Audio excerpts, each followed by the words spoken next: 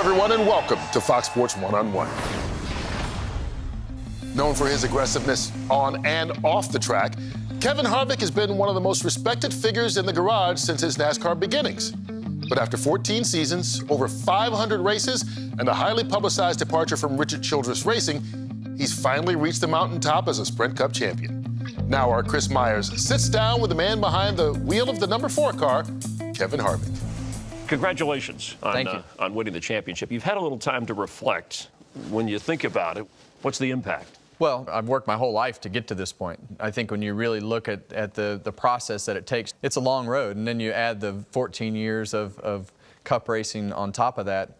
But I started when I was 5, and you started racing karts, and you don't really know exactly how it's all going to work out or what you're even working towards or what work is for that fact. When you talk about it as trying to achieve what you grew up doing as a hobby and dreamed about as a kid, and getting to live that out in real life is something that is almost surreal, and I don't know that you'll ever be able to really put that into words, just for the fact that that just doesn't happen to a lot of people. So I'm excited and fortunate, and still have a hard time describing it exactly what it is. Was there a time along the way you thought you might not ever get a championship? You had 3 times that you finished 3rd.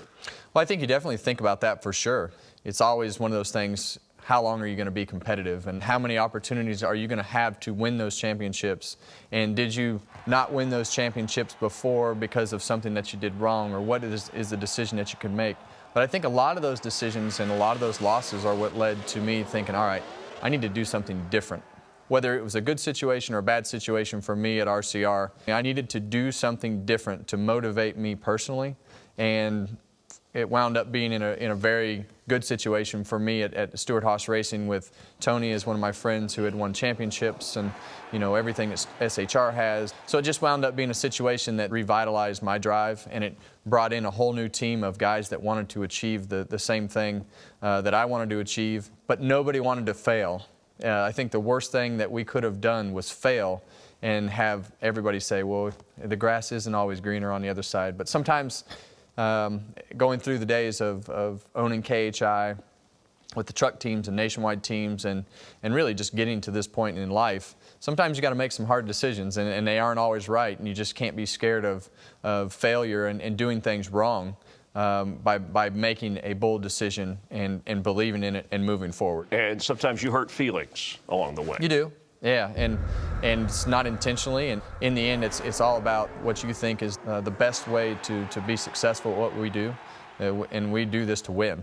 Well, is it safe to say you were desperate for a championship? Obviously, I look at my job as you have to be desperate every day. Okay. Because there's always somebody that wants your job, and there's always somebody that's going to work as hard or try to work harder than what you do. So when you realize that and you want to go and be successful at what you're doing, you need to work as hard and realize the faults of what you have in your situation and what you need to do different yourself or in your team, and speak up. But I think every day is desperation in a sense in our sport, because you have to keep up. It's a constantly evolving sport. Now that you've accomplished that, obviously it was a terrific move. Tell me how Tony Stewart specifically helped.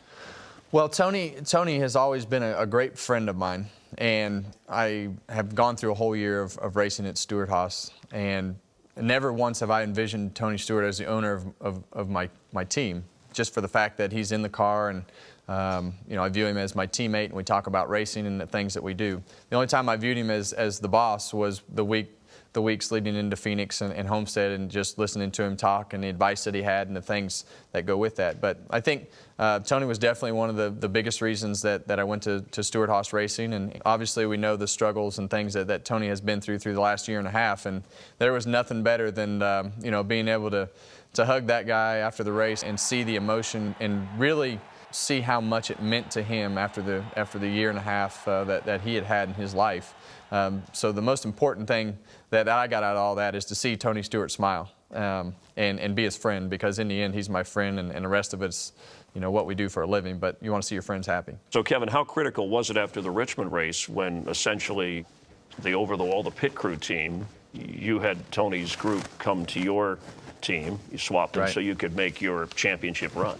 there definitely needed to be something that was different there. And the decision was made between a lot of people to swap those pit crews. And his team most of them had already been through a championship. They'd been through those pressure situations. So when you look at that experience and the problems that we had, everybody thought that was a no-brainer to make that happen. You think drivers will treat you differently now that you're a Sprint Cup champion? I hope not. I don't think it'll change. It's really just accomplishing what you've worked your whole life for, Okay. and you want to go out and race and win races and be competitive for your team, and you want to beat the guy next to you. But it's definitely an elite group of drivers to be in that have won a championship. I think it's 32 or 3 drivers that have won a championship in the whole history of the sport. Well, you won the first chase format. Yeah. That's something to so be proud of. For me, I've been fortunate to experience winning all the marquee races in our sport and now a championship. So that's something that's pretty neat. Harvick worked his way up through the ranks before NASCAR's biggest tragedy put his career on fast forward. Stick around for Kevin Harvick on the suddenness of stepping into the role once filled by the legendary Dale Earnhardt. It all never really got started off like it was yours. It was always Dale's car, and it was always something that bothered me. That's next on Fox Sports One-on-One.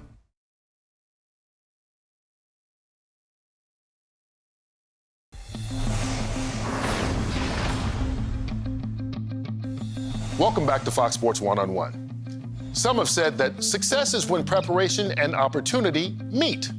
For Kevin Harvick, his opportunity came after an event that nobody could have prepared for. Now, he opens up to Chris Myers on how he was able to achieve success after replacing the man they called the Intimidator.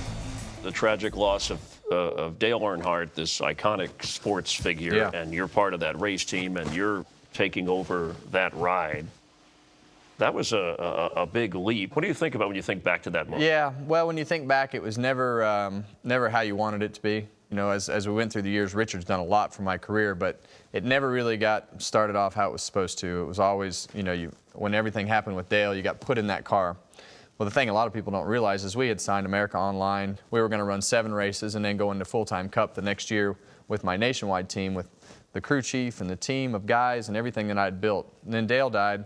All of a sudden you get put in that car, and it all never really got started off like it was yours. It was always Dale's car, and it was always something that bothered me. Richard will tell you the same thing. I've told him this. It always just seemed like it was never something that was built around my career, and you inherited this fan base, you inherited this car and the situation that you're in. And the first couple of years, the first year was obviously a lot of emotion, a lot of crazy emotions that went along with everything, and winning the first race and Atlanta was great for the sport, and it was great for our team and everybody that was involved. But it still never really felt like it was yours from the beginning, like I've had this year. Okay. You go in, you handpick the crew chief, you have all the guys, and a situation that you want to be in.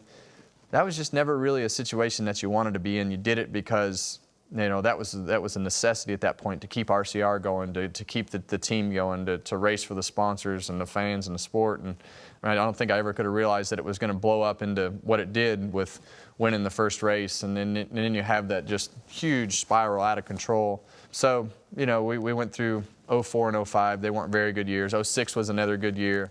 07 we won the Daytona 500 and the All-Star race, but 08 was bad. 09 was bad.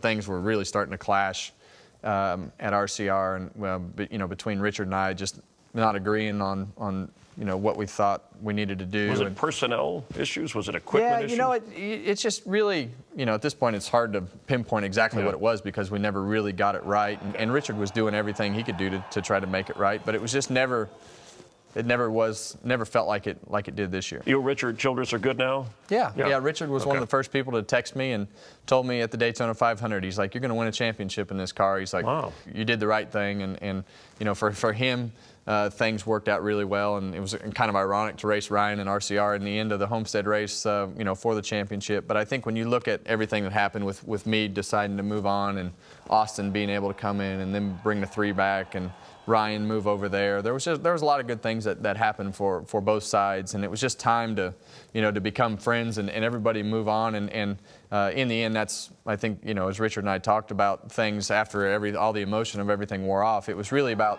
being able to stop and be friends and have a conversation. So it was good to see them have success. But yeah, the whole 29 3-car Earnhardt situation was tough to start out. Yeah, it was like you start here and then you have to figure out where you fit in, and it was a tough start. Able to make it out from under the black cloud of replacing Earnhardt, Kevin Harvick has consistently been one of the sport's best drivers over the past decade. Next on Fox Sports One-on-One, he talks about how he's able to manage his love and commitment of racing with the #1 priority in his life, his family. For me, that was the first time that the competition side of me had an argument with the dad side of me.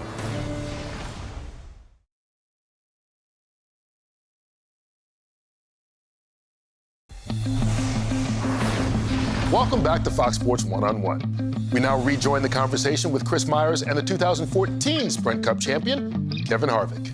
You went back to high school recently in Bakersfield, got to address your high school as a champion. Yeah. I'm curious, how would you describe Kevin Harvick in high school? Yeah, that's a good question. I guess, for me, I think I spent the first couple years of high school just trying to really figure out who I was. Like a lot of us. Yeah, you didn't really know what was up and what was down your freshman and sophomore year. My junior year was, the first year that I raced cars at the local short track. As I went through high school, I had really good friends and families that I was able to be a part of, and grew up with a lot of different situations. Did you think you were going to be a race professional driver as your job? I think when it really changed, I spent about 6 weeks at the local junior college after I graduated from high school. Because in high school, you don't have that sense of, you know what, I got to go get a job. And then it's reality. So I decided, well, I'm going to go to school because, that's probably what I need to do. And I went to the first 6 weeks, and it was the most boring thing I've ever done in my whole life. I'm so lucky to do what I do and call it my job. I mean, what I used to do as a hobby and grew up wanting to do as a kid is what I do for a living. Well, your nicknames, Happy Harvick, Bakersfield Basher. That's your fault. And that's your fault. The Bakersfield Basher. Yeah, well, that's perfect for you. You are 100% responsible for the Bakersfield Basher. It does fit your personality. And the closer. So yeah. So Happy Harvick, Bakersfield Basher, and the closer. Doesn't that kind of describe your career? It kind of does, yeah. I think when you look at all the altercations and all the crazy, dumb things that have happened, competition, Kevin, I guess, would be the best. There's another good one, right? Yeah, so he can sometimes lose his mind. But, I think... And you closed when you had to. Yeah, you close when you have to, and that's great. And happy came from 2000. I'd go in the shop and was always happy, and just, I like my job. Have you had seasons where you thought you should have been the champion and you weren't, and now you are? So where did Kevin Harvick make the greatest leap to be the champ? The biggest thing that happened in our life was probably my son. Delaney and I, the best thing that we can do is be good parents and try to take our son and do the things with him that maybe we didn't have the access to or the opportunities to do. But for us, our main goal in life and every decision, everything that we've done has revolved around him. And for us as parents, that was the first thing. So there's this giant circle of life, and it has my son, it has my job, it has my wife, it has everything, and you have this whole balance of life that has to be balanced in order to be successful in all of them. But did you think before, if you were all NASCAR all the time, yeah, that would be the key to success? Yeah, and it wasn't.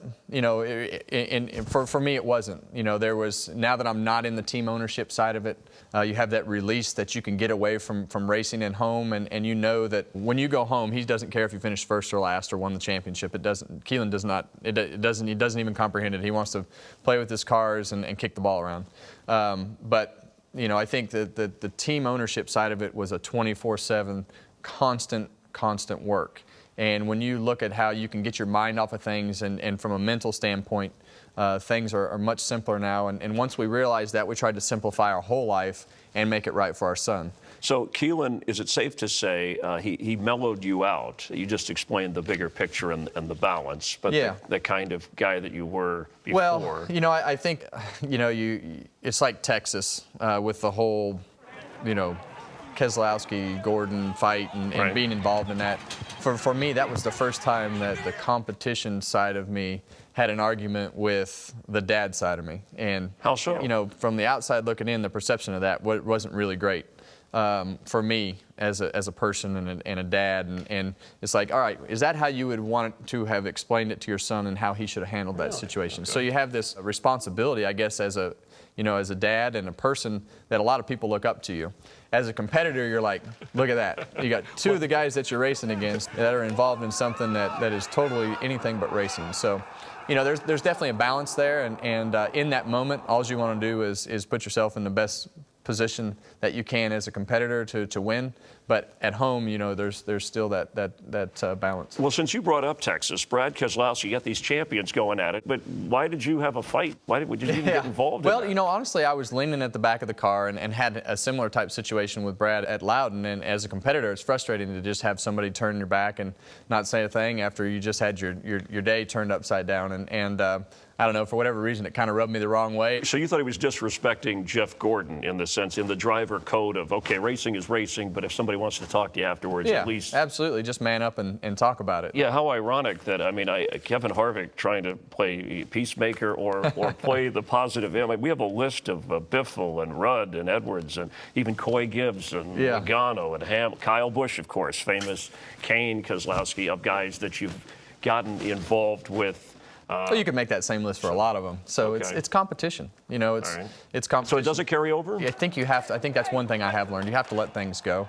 You know, I think you have to move on for your team more than anything and just let it go, because in the end you can get so involved in those things and constantly tear up cars and worry about the sideshow. The show that Jimmy Johnson has built has been all about winning, and when you win, you don't have to have a sideshow, and you don't have to have all the things that come with making that side note to worry about. So winning makes that stuff a lot easier. Did Jimmy Johnson have any influence on you this year? Jimmy's definitely been somebody that I've leaned on. Obviously, he's been the guy that everybody's been shooting for on the Sprint Cup side of it over the past almost decade now. You know, on championship weekend, he was there for myself and Rodney, and just seeing if we needed anything. And Tony was the same way, and that was one of the biggest reasons that I came. You have all these people that have won championships to lean on, and Tony and Jimmy were definitely a big part of the week going into Homestead. Kevin Harvick's maturation has taken place over a lifetime devoted to racing. Next on Fox Sports One-on-One, he'll tell Chris Myers where he thinks NASCAR is heading and what the future of the sport holds.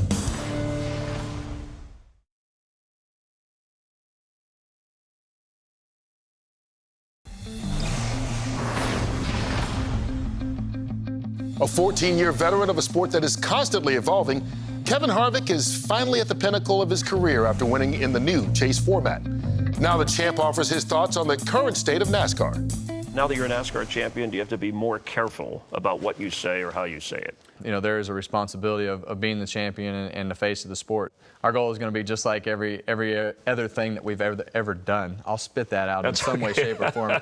Champions have to talk a lot. That's part of the deal. Yeah, and every other thing that we've ever done, you always want to figure out how you can try to make it better. And so, if we can go through this process and do something better than they did it last year, or a new idea or something, that's what I want to do. Whether it's my wife, helping with a situation, or the guys at KHI, or everybody at SHR doing what they have to do, you want it all to be right. With the 10-week chase, right, you were telling her, and your quote was, "My wife can tell you," it's like you go home and all you do is lay up at night and think about it. I want to puke every week.